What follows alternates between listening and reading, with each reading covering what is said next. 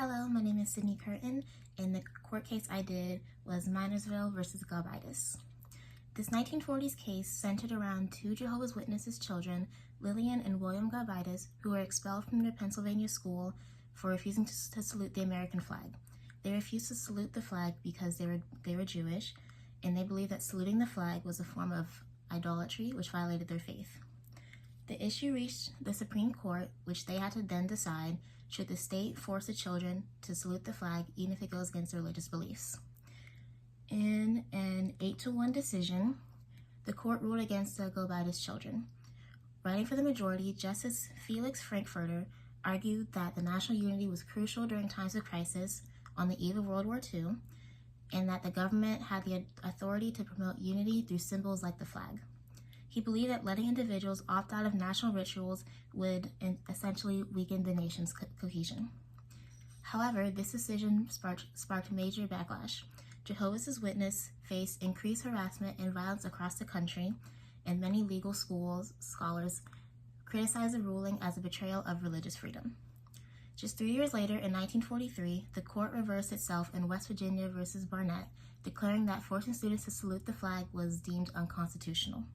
Justice Robert Jackson famously wrote, "If there is any fixed star in our constitutional constellation, that no official can prescribe what shall be orthodox in politics, nationalism, religion, or other matters of opinion."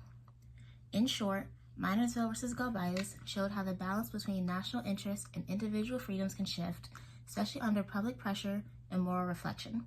It reminds us that constitutional rights aren't always guaranteed, and protecting them often requires public awareness and legal perseverance.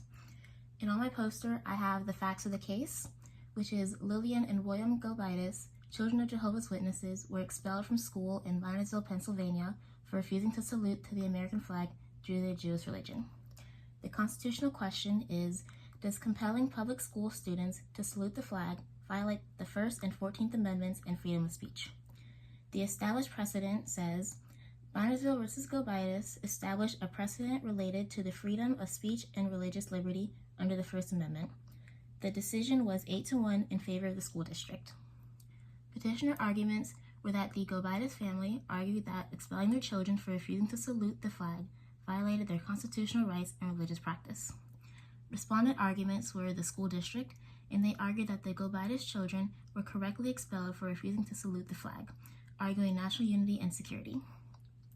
The court opinion was that the Supreme Court ruled in favor of the respondents, upholding the expulsion of the children for not saluting the flag, citing national unity and security, as well as promoting civic values. The dissents were Judge Murphy, who gave a strong dissent to the court's opinion, including violation of religious freedom, compelled expression of allegiance, and danger of state overreach. Thank you.